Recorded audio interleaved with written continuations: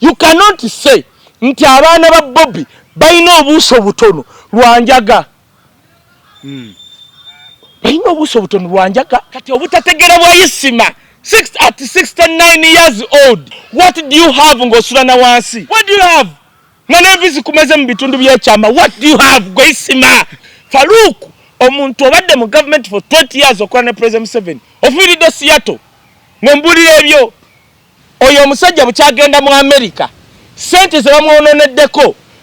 Lacho spirito. Eyo babadde basobola gifuula amata. Mukama nkwebaza ku lw'emirimu gy'Oulanya. Naye ate Mukama tuteeka abasigadde abakulembeze ba Uganda wano bonna abatubonyaabonya bateekemu enjala bwoti. Tandika banyige tandika.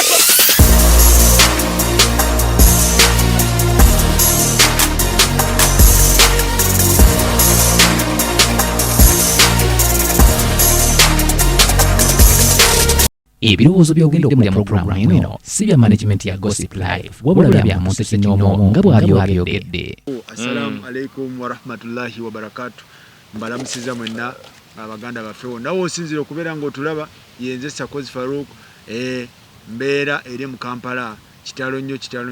ddala ekya muganda baffe Jacob Speaker Oulanya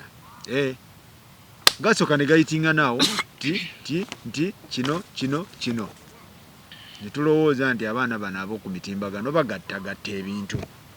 okitegeera. Akati leero President Museveni n'asalawo n'agamba nakola statement nti sad news countrymen, omusajja akivuddemu. Nze nno nali ngenda kuteekayo post ku Lwokuna oba nkirabika kisinga nti kitali kiki nti nze ekyange kye nali mmanyi kye nali ngenda oteekayo ku Lwokuna. Kiki wali omanyi bajja kukwata akye nali mmanyi ate abakitegedde bakitegedde. Eno kati eno system ya kweberera mu double style ku Lwokuna olaba nayogera ne kali kaguudi kano akobulevu lwalirera lwakuna actually nangamba Kaye bangambe bwe bati ne mugamba gwetera anti nababe nale mu bakolera bajja kusiba ebitege ebyo naye nga ku Lwokuna God strike me dead lwakuna to me ngalinga jikubanti nenga kanjite kanjireke Kaye soka weyanjule temetememu songa nyingi tuzitemeteme songa nyingi video ya leero kati nzize byengenda okwogera ku channel eno byange byonna byengenda okwogera kubanga kati leero nzize ndiko no byange oba kyasa twine oba kandwanako oba simanyi CDF okuba simu yange eri 0704 49 si bya media si bya Gospel Live si bya Faruku si bya Muzee ali ku kamera byange njara tandike neza Speaker Oulanya afudde Speaker Oulanya omumanyi nga lwaki si ani atamanyi Speaker Oulanya kicho omumanyiko yali wa UPC ayingire NRM mu 2006 yali wa UPC yes he was a UPC guy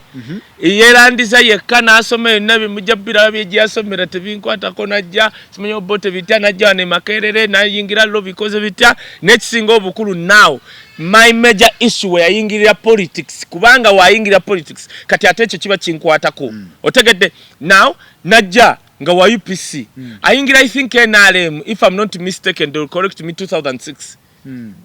that campaign wayingirire NRM kubanga ayingira ebyobufuzi 12 kati 12 ayingira ebyobufuzi okwesimbawo ne 2006 ayingira directly NRM kati kukola yoki kati abasajja bano bamanyi naawe bwoba oyinamu omulamwa ng'olwanira abantu bewammwe ng'obagamba ebintu ebyokukola ne balanga ojja basumbwa nga bakuleeta ewaabwe ng'ofuuka dance. The definition of NRM najigamba nga kwata ategeera mufuula atategeera kwata ategeera kati nze singa nasigala eyo kwata ategeera nze njagala mbulire ku bantu abajenize NRM nga bakalaso n'abatumya booti chovola bafa abamu nze Kaye wisdom yes njagala President Museveni naye I don't support him even to nokulyo nokukyunyiriza obuwunyiriza nti okwesima mu 2026 okukyunyiriza obuwunyiriza nchocha. Should we celebrate his what are you celebrating? Binti chirwa katika nkubuli ekintu kimumanyi kati omanyi gwe Faruku wandese mweno guindi interview olwakwanga olese ebyo Oulanya kati kansoke nkiteme oyo Oulanya tujja mukolako Oulanya ne kankutemere temere. For 20 years you've known President 7. Kitegeeza ku myaka 36 President 7 jafugidde Uganda emyaka 2 ebintu ebibadde mu myaka 2 bukyobera ne President 7 you are responsible for it. Amama Mbabazi tumuvunaana ebintu bya myaka 4 bukyabera ne President 7. Oulanya tumuvunaana emyaka 2 gyamaze ne President 7. For the last 20 years fe twafunako accident ne tugenda mu Lacho hospital wallahi billahi tallahi ne panado mufuna Katonda nga ddwaliro bali abalugwala bali wansi genda yo lirabe for 20 years kati ekyo kivunaanani bali mubimu nono mao ngenda vuma bobwere myaka kati adinga kifaananyi aba northerner Langiza and Acholi nze my sister my elder sister is half an Acholi oya anonya kano kakwanoko kana akalinga akaina face nga kandolindoli oya kanonya oya half an Acholi. Let me tell you, Acholi people were wise people tebakulimba okujjako ku mulembe guno wetulabye shortcomings zaabwe in terms of reasoning, in terms of thinking capacity, in terms of implementation of what they are thinking. Fe twakula n'abantu Abacholi Langiz, they are very well established people nabo bateyasoma netugenza okutegeera abamu kasayingira NRM genda mambuka yo laba abasajja abanozana very well established people ne waba teyasoma ne waba yakompitu bategeera era abantu abasinze okukola obubi abanozana bana bali mu NRM abo kati anti kati emyaka 2 kugambye mbulirayo emyaka 2 gyamaze wano kankubulye gwovuga emotoka osobola vuga emotoka kuva ku Parliament Avenue nokkirira eri okimanyi nti nno fe abavuga emotoka mu Kampala buli weekend tuba mu garage otegera for the 20 years gyabadde wano mumbuli okujjako kujja basita NDP camp handi kugwankati tuli wano bajja kungamba sensitivity because of sensitivity omuntu afa mu Buganda tomwogera no tujja bogerako. Let me tell you Faruku nkugambye byanjogera wano oboli wa simanyi mbega bitya yes jirabe namba yange njikuwadde test bivunanyizibwa kweno chano byange tetujja kuddaawo ndi ate afudde. Let me tell you kankubuze Faruku temwebuzabuza Faruku line gwanga lyaffe I'm coming to 34 Faruku omuntu obadde mu government for 20 years okola ne President 7 ofiiridde Seattle ngombulira ebyo kati ogenda kulaba okubona anti kati yafiiridde Seattle kati abaana be sibe batazaalanga nankano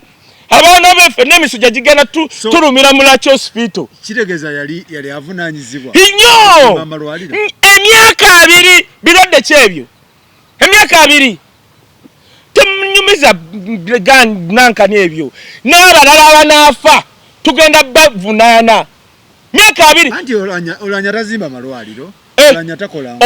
Oulanya omuyita gundi zaake Oulanya omuyita Semujunganda Oulanya omuyita Bob Wine Oulanya emyaka 2 abadde ku kido kya Museveni kyoboolaba Museveni lwe balonda Oulanya kuba speaker Museveni yasula tatudde bwe yagamba kutugibira Museveni fetumugobera kubanga nze njagala okulako ku President 7 ng'atudde lwakitula nga waliwo omwana akutte enkasi ya Uganda alabe ku Uganda myaka 5 nga ebyamulema myaka 4 omwana myaka 5 abikoze labayo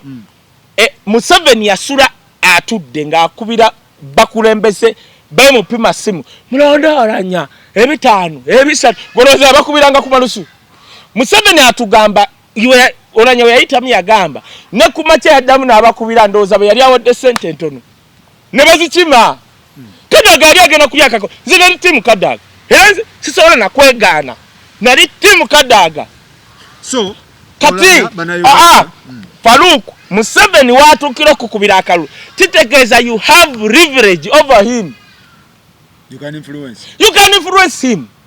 Huyo buli ayagadde amulimba buli ayagadde amulimba bamulimba ne bamutwale Malaysia ne bamulaka Ismah egenda okurakula ni banka nakomawo wano nga kumbe Ismah gye bamulaga ku lupapula kuliko Ismah Africa nga ya Kenya buli omu amulimba kati Oulanya and those northern people who are very understanding equipped in knowledge. How can you tell me tolinanye Westerner for 20 years not am influencing titufule northern Uganda matter bali aumbu lile fuse town ya town chi ngobula buli kukubo guru twagala services America abazungu betwegomba lwaki bakabi kubaddugavu naddala Uganda neringa toyi lwa services nze Kagame is my president of Africa. Why? Because takoze bukozi mundu talumbye bulumbi Congo tageze bukozi Southern Sudan fetuube mpale zaffe tuli Southern Sudan tuli Central Africa wuliriza nayenga wane Uganda nga omuntu wa bulijjo abona one malwaliro gende wa Kagame akulaga numba Congo naye omunyarwanda Rwanda services funa so abakungu ba government balina kujjanjabira wano kyogamba balina kujja omunyarwanda Kagame wali omulidde nga bamba meetings nga bakyaliddi Kagame nuguze nsa Kagame oli Kagame lina ndingedde Rwanda njagena n'embuzi njisasulire emisolo mugambe njikuleetedde ngaddi Kagame yakola police bana bepa ndabyo no musajja mbwe makerembu na yayogera belandi makerere lecture. Let me tell you, police zibalemye kola ngonyimiza bano makere mandazi Rwanda bakola police mulebye eri mukogera Oulanya Oulanya. Let me tell you, Rwanda bakola police kankubulire yeji ne bagamba emmotoka empya basaliddeko omusolo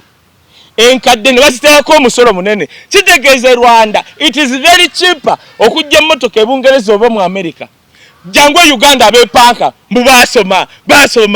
ndabye lekikyala ayogera nnyo jangu wano gwe wakave London njagala ogamenti no ogule emmotoka okuva ebungereza ogireta nze naleeta ko lwavu fo wano emyaka yigwali gwakumeka ne baginemesa mu bond basa milioni 16,8 5 years ago ne bangambe ne babungereza ya marriage bisatu akakazi kambuza akabinnyo byena biri eno mbwayo son of a minister kyasinjo funa nga disadvantage be bantu abatukulembera nga bajja mbukulembeze nga they were nothing oli jambukulembeze mfocho kulakulanya eggwanga akulakulanya ye kyobola bawe bafa ojja kulaba nga family zaabwe zikanira obuyumba obumotoka genda olabe ekiri ewaka wese ono kawesa wa police was a very good friend of mine, a person I adore. Baba done memorial service omukyala teyalese baana reason mbuye yadde abaana balwadde bitya nenga kiga bakanya kayumba era bajja bukaniranga bwe batyo bo wadde immunity omayika nkubulire Bible wegambe gwang this is batigura bata mu Uganda one to that nation zisanze gwanga eryo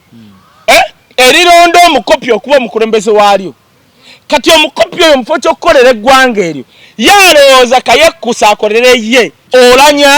Oulanya ye afudde yes tumusaasira nsobola n'omusabira essa Mukama nkwebaza ku lw'emirimu gy'Oulanya gy'omukozesa Uganda nkwebaza mwanirize kisa mu mikono gyo naye ate Mukama tuteeka abasigadde abakulembeze ba Uganda wano bonna abatubonyaabonya bateekemu enjala bwoti tandika banyige tandika tuwabe mwaka guno nga bangi Mukama bangi baba admitted oba Ulaya oba wa tuyambe Mukama tuyambe nga ne mundu tezibataasa Kaye njagala tugende ekya speaker from bisira mtugamba inna lillahi wa inna ilaihi raji'un naye nga kitalo nnyo kitalo ddala tusasiddeko nnyo abafamile ye simawulire malungi Faruku mweyise muri baganda nnyo ebintu byammwe ebyo. Let me tell you guno omulembe omutebi abantu tabakalira mune tubeera awo bote batigenda tukwatibwa kisa 20 years you are near the power. What have you done? Kati gwe olinanye Museveni kicho omukoledde bali ababbi abamutwale Malaysia ne bamulimba ne batunda Crane Bank gwe myaka 2 abantu bengulu tulime kwebuzabuza abantu bengulu bannaku bali abawasinaira baba wabumundu bali Uganda. I challenge someone. Uganda egende kiri economically chovo bali Museveni yaze na agamba mbu ekirinyisiza ebintu bya Uganda lutalo lwa Russia na Ukraine bogus nze economics wange olutalo ebintu bya Uganda byalinya before the war of Russia and Fagansi tokimanyi fe twagenda mu supermarket kati nga tetubuuza nze nali simanyi nti n'omunnyo oba gwa mmeka kati ennyonyi yaffe egenda komawo anti ebyo those mistake ennyonyi eri ku Seattle erinze kati what is that Faluku kukusoma kwa okutono ne reasoning capacity katose tetumanyi bulungi munaye magezi ongamba otya nti eggwanga lyammwe likulakulanye ng'abakulembeze bammwe bafiira Bulaaya babajanjabira Bulaaya for the last 8 years Uhuru Kenyatta kyakoze Kenya kyova olaba bwe balaba Ruto ng'ajja Uganda ne baga tutuleetera bisiraani kikimukoze obubi Ruto Ruto Kaseya ajja Uganda nemwe tutuleetera bisiraani Kenyatta azimbye Kenya era Ruto okulya okozinga tuyingidde Ken tumupangira nga twakola kibaki buli muntu yenna ne muna Kenya akimanyi nze nali Ngongo Road buli muna Kenya akimanyi tikibaki akalwako okubiri kayingirwamu abava Uganda pozinga kyetukoze naye Ruto Kaseya Jawan banna Kenya bakimanyi omuntu yekutiriza ku bantu bawano aleeta ebisiraani ne incompetence ye Uganda Kenya nzo okudda mu bibozi ate twetaaga weziti ate okumanyi omanyi tunnabategeera ennyonyi eyo okuva Seattle okudda wano twetaaga kyenkana biliyoni ezo okudda we yagenda yetwala biliyoni ezo n'okudda ezo kakati abagibuuse ebbanga oli gy'abadde nga mulwadde bali mu hoteri ate basula mu 1 star 5 star bali abanywa kwa expense buli lunaku babadde batwala per diem oyo omusajja bukyagenda mu America sente ze bamwononeddeko lacho spirito eyo babadde basobola gifuula amata lwakubanga obubbi obwayingira wano newe bamulaga eyo babadde babbaawo sente ze basependize Kaye sente ze ba billion do you know 2 billion gwe 2 billion kwata lacho spirito n'okuunya kwayo lacho tebagitereza olaba bizimbe kutuli musuubuzi fa ate kati nali eggulu juzi nze nalinga nze wetutuuke mu kisifu tulambula bino yetabeera wano mu covid nengendayo ogenda n'ekirwadde kimu ojjayo ebyo okulaba omusawo bali abacholi lwakubanga bambye baganda bange abacholi babateeka awo teboogera babatiika kwogera kuba nayogerereyo bakunyigira eyo yomanyi kye bakoze mapenduzi anti baganye media byogera yabadde agenze ewaabwe ono yaleese ekiteeso kya zaake yagenze ewaabwe kye bamukoze abaana balese mu mob namugaa twakutuma Uganda twakutuma Kampala kujjako zaake twakutuma kujjako Nuupu bawadde buli radio obutoogera ku ebyo obutakyogerako ebyojala oyo mapenduzi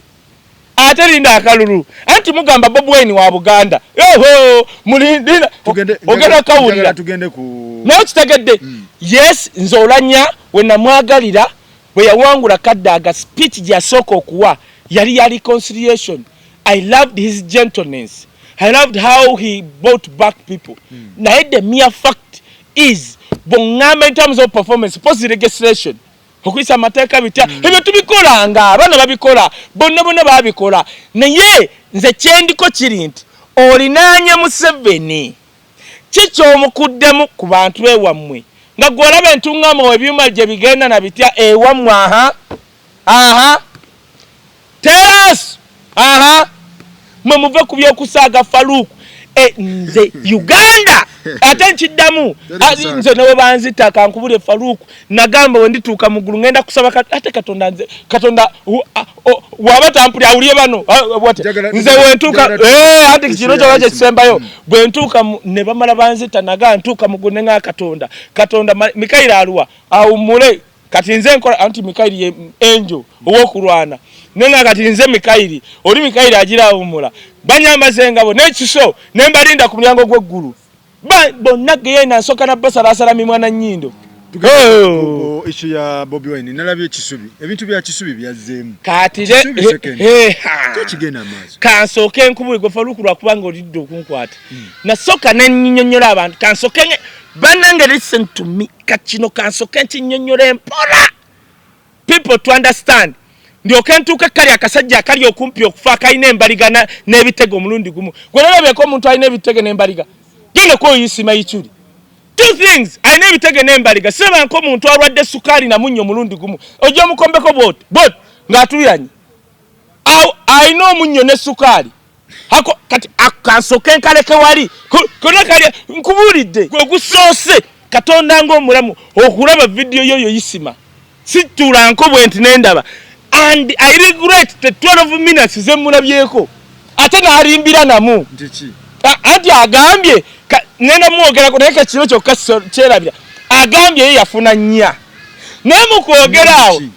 mu P7 mukwogera naganze nafuna 1 mu math nafuna 2 mu social studies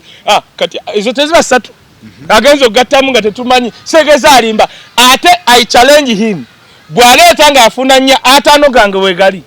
halete wabireeta nsoka genda bikebiro manyiga kati bamanye bireeta wali nze nja bikebiro I challenge Ismah ebyo bitege namba liko mulundi ogumu kati akasoka de wali kaso atoka tukori kafesa kalinga omumbo gwa nakani kanso kati kasoka nyenyereka ebintu bya kisubisa kuvoola ate kuvo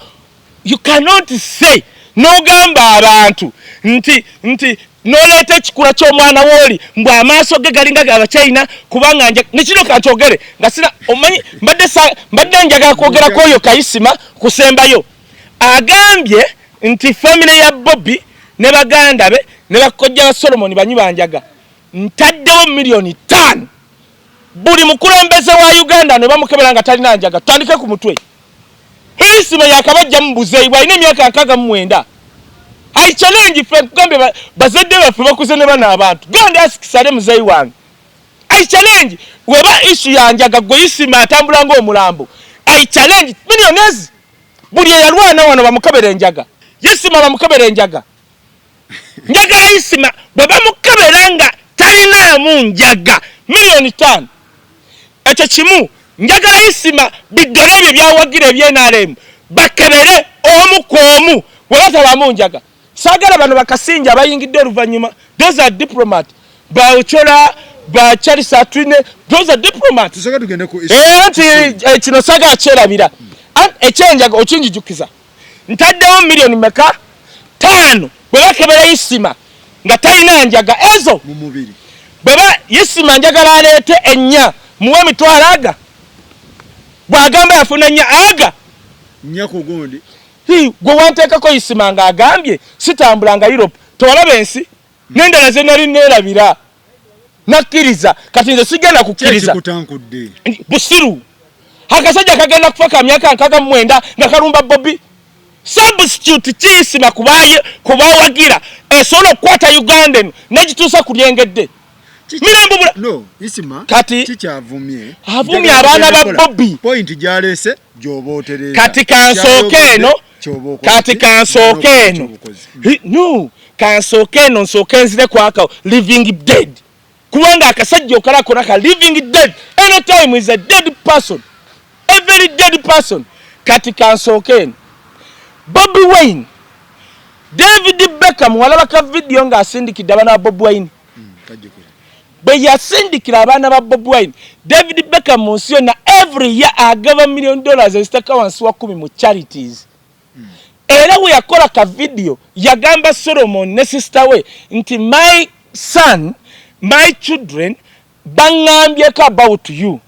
mu bigambo bye nagamba era tugenda kukwatagana beyond here n'abasindikira emijozi n'amala video mu bazungu Faruku ekyo kikolwa kiba kigamba abaana be baba bamugamba ne begatta ne bali kitegeza abaana ba Bobby Wine boogera n'aba David Beckham 2 mukyala wa Bobby Wine ali mu charity ono agaba sente mu charity omanyaso okwata £1 million nga 5 n'aziteeka eri mu charity ya Bobby otegedde bana abawano abataagaliza bwe baakiraba ne banoonya bakikubye batya bakutudde batya family ya David Beckham kuya Bobby ngoberera bulungi David Beckham alina ekitiibwa kyebayita OBE Order of British Empire kyebamuwa kati nno taba muntu wa bulijjo kati addidde family ya gigase kuya Bobby kati mpuliriza abasiru ba wano ne bateesa tukutudde tutya family ya Bobby kuya David Beckham omukwano gutandise tuyite mu mwana bayita Bobby Wine ne mukyala we mu office. According to Bobby Wine, meeting eyabaddewo ey'abazadde ba St. Mary's Kisubi. Bobby Wine agamba bwe babadde mu meeting Reverend era kino ngamba Catholic Church lwakubanga ensobi eriwo Archbishop Rwanga yafa. I challenge kati Archbishop Semwogerere eri essomero bw'otogenda kulinoonyerezaako bukulembeze bwayo obuliko kati eryo nalyo liba ligenze. Bayise Bobby Wine ne mukyala we okusinziira ku bigambo bya Bobby Wine. Kati Bobby Wine yawambye buwambi kazindaalo. Reverend yabadde akamumye n'akawamba. Bwe yakawambye n'amugamba sebo mpuliriza gw'oli mupya wano. Jjajja wange yasomera mu ssomero lino ne taata wange nze ataasomerawo. Ku lw'oddisaamu ekitiibwa ne ndeetawo abaana bange. Wabula wampita ne nzija ne mukyala wange ne tuba mu meeting n'obukulembeze igwe deputy ne lawyer w'essomero nga muvunaana omwana wange nti mugenda mu suspendinga timwamukutte n'enjaga. Wabula before that omwana wange yali amaze okumbriefinga ti taata bwe baba bagamba nti bankutte n'enjaga 1 nakiwandiise ne wano Faruku. Omwana yagamba taata we Solomon Okampala bwe tutuuka ku ssomero bagambe bajjeyo footage gwa dormitory kubanga omwana lwe tukitegedde omwana yajjabuzi ne bamugamba tubadde mu dormitory eyo tusanze enjaga layita mu keesi yo ng'omwana taliiwo. Fe twali tulowooza omwana we yajja ku ssomero we baabikwata baali basoma Headmaster ne bagenda mu dormitory kati ng'omwana taliiwo. Omwana agenda okujja kuva mu class nga Headmaster amugamba tukutte enjaga naki mu keesi ng'omwana taliiwo. Faruku ogoberera bye nkugamba. Pulira. Okitegedde? Pulira bulungi. Jjukira balina bakebera nga muyingira. Kati omwana ali mu class n'akomawo ne bamugamba bino tubisanze mu keesi yo. Bamugoba okudda ewaka.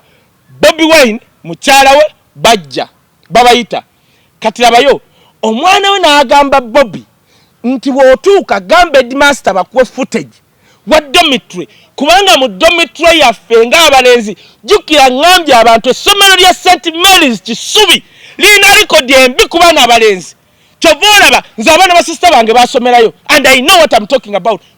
Wa neighbor waffe yali mukubi wa nnanga mmanyi ebyali bibadde mu ssomero eryo kubanga mu dormitory buli nsonda waliwo kamera ezo. Bamuleeta nzijja ongobera bulungi. Kati Bobby Wine baba mu meeting bamaze okwetottola. Bobby Wine amugamba bangambye mu dormitory y'omwana wange mulimu kamera right ti ye jjukira baali tebasuubira nti asobola kitegera bannange Katonda yawabaana aba Bobby Wine bagezi otyo kubanga n'oli eyali eri yawa speech ng'amaze okuwangula Shadrack yawunza abaana ng'awangudde mu speech gye nkulagaba na Bobby Wine awo lwaki bagezi. Bobby Wine asaba footage. Ati nzija Shadrack yabagamba mba temumanyi look at that poster if you don't know me. Abaana bayogera mba abagaga CPE. Kati omwana wa Bobby Wine Solomon Kampala ya tippinga taata we tigotofayo basabe footage era n'amulayirira nti taata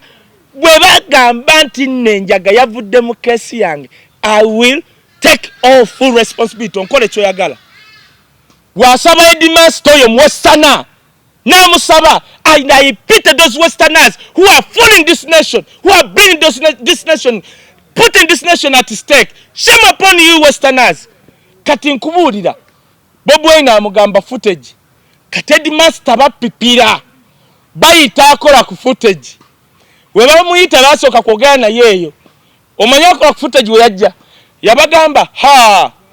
kwolwo olunaku lwe twagenda okukebera mu keesi y'omwana kamera tezaaliko. Farukuwuliriza tuli ku St. Mary's Kisubi. Kwolwo era Bobby Wine yakyogedde mu bazadde Headmaster n'atakyegaana nti kwolwo lwe bajja okukebera mu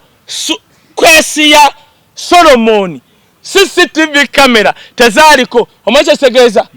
webaba bagenda okukuba abantu abo shooting abantu zino kamera zo ku ngudo bamanya nti Wisdom asulawo tugenda mukuba masasi basoka zijirako eri kati bwe bali bagenda okuteeka enjaga mu kesi ya Solomon basoka kujjako CCTV kamera azikolako ye yakyogedde olebye muvunaana abaana bano abaana ba Bobby bagezi naga Bobi Wine watali tufugako Solomon Kampala agenda tufuga Bobby n'agamba Edimansita lema kunsiriwaza CCTV cameras tuzigula njagala obujulizo obukwata omwana wange timwakutte enjaga mu kesi ye lwaki mwazze mu kesi nga taliiwo ne okumenya bana basajja basiru bagimenya ng'omwana taliiwo Bobi Wine yabyogedde era Edimansita teyabyeganye nakola ku CCTV camera bagamba nze temunsumbuwa simanyi yazijjako naye tezaaliko bazijjako ne bajja mu kesi ya Solomon kirabika ne bateekamu mbu bye baagala kati labayo naye ogwo gwonna omupango gwani baagala kuba kya David Beckham otegedde kati Bobi Wine waabakaza mu ofiisi bategeeragana ng'abazadde ne Edimansita ne looya w'essomero tiomanyi Bobi Wine obujulizi bwo tebuliwo engeri kamera gye zitaaliwo wabula tukole bwe tutegeragane ng'abantu kino tekigenda kuwulikikako wantu wonna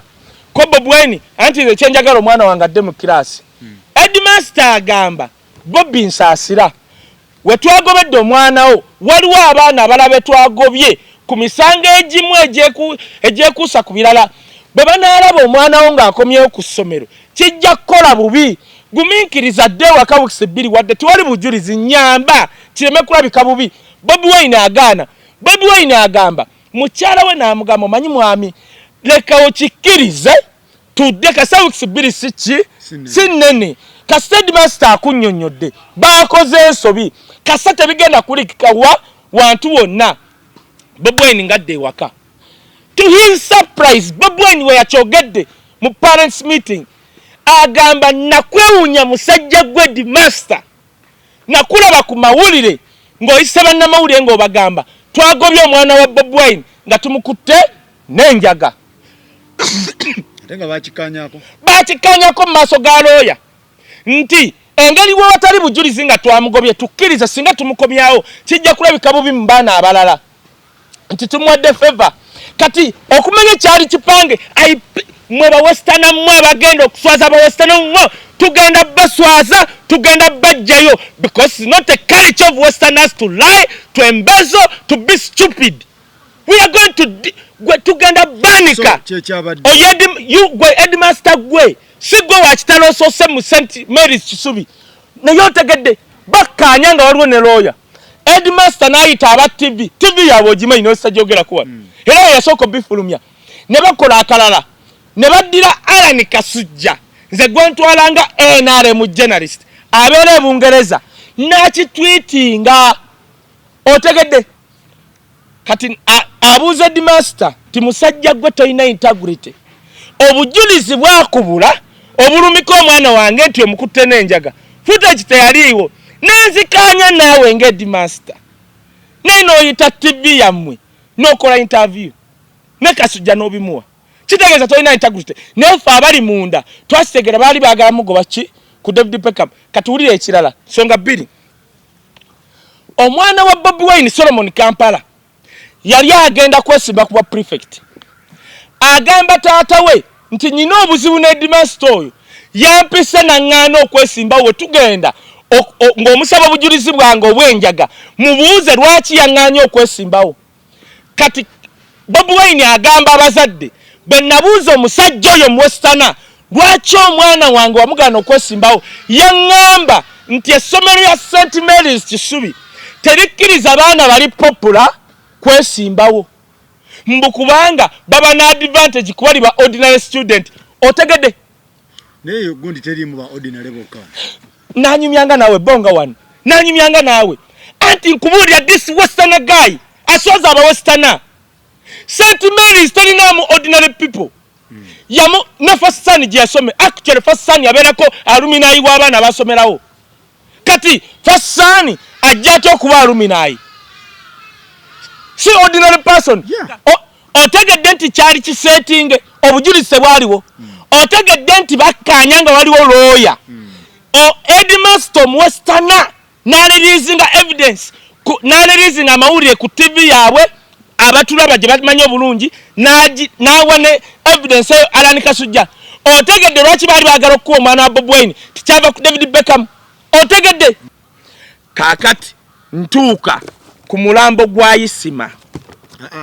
nedda no ekyo nsaba muyite ki no Ismah muntu Faruku tulina kati kankikyuseemu kati kankimenyewo waliwo ekintu kye bayita living dead ng'omuntu atambula naye nga is a living person is a dead living person ekyo sikivumo waliwo omuntu yakusala amagenda n'amadda Faruku kankubuulire ndabye Ismah nendaba eddakiika 12 in my entire life ezinsaze. First of all, I don't follow him. I don't see that bogus kaga ndabe nengamba what the hell bucha tutandika kola interview zino one sirumba ngako family ya muntu kyekinonyesa akakasajja kake Sweden. You cannot tell someone mbu wazala agambye ata first of all kasoka kuchina agambye asomera matale obu matale now agambye afuna buna ntadde mitwala meka gwe mukwano gwo gena mugambi munamu abamu aga Ismah aga leta obuna nze mpe baluwa ompe wicheji tu njagala bana Uganda mutegeere ensena abagalo gisula mu ddubi bakozesa sente na propaganda nga bafuna obuntu obutategereka obwo butalina future sawa yonna they are dead okujja wano okudisinga abantu nga Ismah tubane twerabidde Ismah byagamba abantu batema kana uluku Ismah njagala mubuli era Katonda njagala bana kafukamira nebaze Katonda njagala okwebaza God Almighty okumma sipamu Ismah zizaala Mukama njagala okwebaza kubanga ekikulekule kya Ismah singa wakiwa omwana twandibadde n'ebikulekule 10 njagala okweba no ati kati Faruku abantu people no bamanye entegeerayo ng'oyogedde. You cannot say nti abaana ba Bobby balina obuuso butono lwanjaga balina obuuso butono lwanjaga kugambye taddewo miliyoni 5 njagala kwebaza Mukama nkwebaza Mukama nkwebaza kye wali okoledde Uganda kuddira bunankani bwa musajja oyo obw'ebitundu by'ekyama bufuula butagasa bulinga muti tebuvaamu kintu ate kiti ekikalu kubanga twandirabye nnyo Uganda okufuna multiple of him here. Children is not a factor. Who told you? Faruku agambye ti Oprah Winfrey talina baana stupid. Oprah Winfrey, one of her last interviews yakaba amaziga n'agamba ekisinga okunuma mu nsi muno butaba na mwana otegedde kakati Katonda yabikola bigereke because a multiple of stupid people Uganda and bad food nenze bya family kimu wombanga mukola ebintu bya mmwejo no tofayo walimpulideko chembanjagala ati kati walio nze kati kankubulire ati agambye nti abanyonjaga kati kankubulire ekintu kimugwe by the way kansoke kubuna Faruku njagala ombulire abantu mu Uganda abaali bafunye obuna ongambe kirumira huyo yafuna buna BMK yafuna buna basudiri. By the way, education only does not guarantee you success. The stupidity of Ismah, the man of 69 years old, thinks that you're creating obuna chine chikuyamba munsi. No. Look at Ben Carson, the best, one of the best surgeons, if not the best in America. Yagwa high school, Yagwa primary, amagezi gajali ku campus. He's a black guy. One of the best, if not the best surgeon. kati Ismah mbusiru bwate yagana yeyongerako obwenaremu yalowooza nti ofuna obuna ofuuka wa kitalo kati nze nafuna 13 kati if you compare me na Ismah what do you say kubanga agambye tuli basiru that is a second grade by the way omwana wa Bobby yalita sana funa fe batuzunza buzunza mwattu era nze singa tebanzunza ze bambuusa okuva mu P4 ne bantwala mu P6 nafuna 10 ate nga ndi ku Tiger Primary School singa nasigala kuna kiva bulu nandibadde mu 6 oba 8 however kambabuulire bazadde mmwe mu Uganda mumbuulireyo nti ono yasinze Makerere yakoze eddagala lya COVID Kirumira give me the education of Kirumira muzeyi wange give me the education of BMK wava munno yakaddayo okusoma kati obutategera bwa Ismah at 69 years old he thinks intefuna obuna what do you have ngosulana wansi ngoyimiriddewo on the mass of NRM people what do you have in Kampala Ismah what do you have in Kampala omwana wa Bobi Wine yakawangula award kumya ali below 19 years old he is recognized yakawangula award mu Uganda what do you have you ever won an award mbulamu I have free have you obali successful waya ngane motoka drone bajimuwa buwi so okugamba bajimuwa waya tayiri muna antebe kwa sawa nafa ne bamuteka mu ng'omulambo waya success erabika kati gwe wakava Bungereza that's success otambudde kati waliwo abatugamba waya a student je yali talina address no mfana tubuyina basulanga ku ntebe abantu basatu no mbulira kale nzikiriza afuna buna aba accepted Ismah nzikiriza wafuna buna obuna bukwongedde kochi mu bulamu what do you have in Sweden nze nkutwale waffe si Sweden ne basi tugitambuzaawo paka Port View what do you have Ismah fake at the age of 33 singa ndi wakabi singa this bogus government ekwata passport yange n'okutya what do you have no mwana Bobby dance vibes muganda wa Bobby obajereze muganda wa Bobby asemba dance vibes one aina girlfriend wa kabi aina nyumba ya kabi aina studio ya kabi atambudde amanga gonna what do you have mwana visi kumeze mbitundu by'ekyama what do you have go Ismah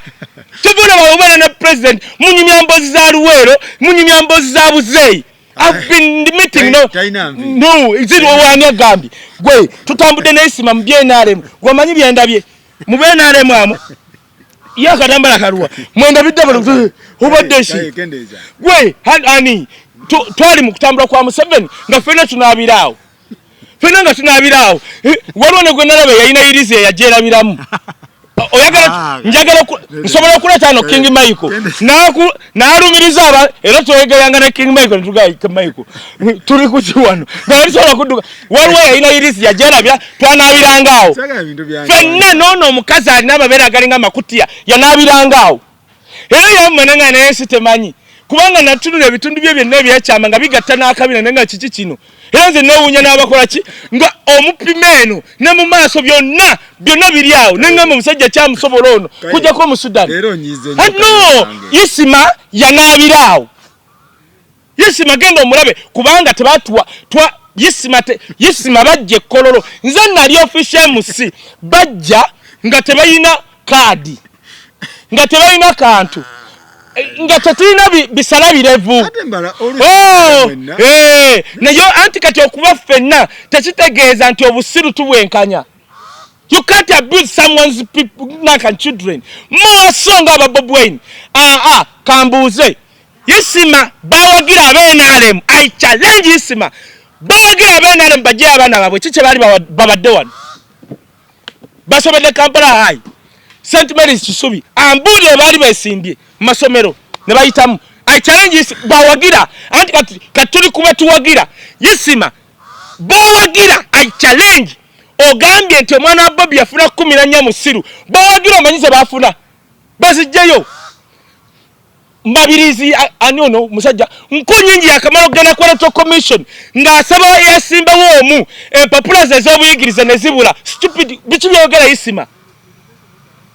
Nambozi atolawo milioni 10 tuleta kifaananyi ky'omukulu nga ataddeko eggandula nenteeka nengende Mbezi nengamba abasajja mu Nyambe tuwangule milioni 10 nenteekamu akakadde kafa bufi ekifaananyi kyabula Ismah ne bawagira tabamanyi zino empapula zetulaba zakwira ku NASA bawagira we baba bagezi Ismah bawagira nti ogambye omwana ofune 14 kankubuulira ekintu kimu Faruku omwana asobola ofuna 14 nga zaalaali Kaye University no giraba bukyaba n'abasajja bakikwatamu tulabye akavuyo wano waliwo Miss Uganda abaana gwe baali bawaabidde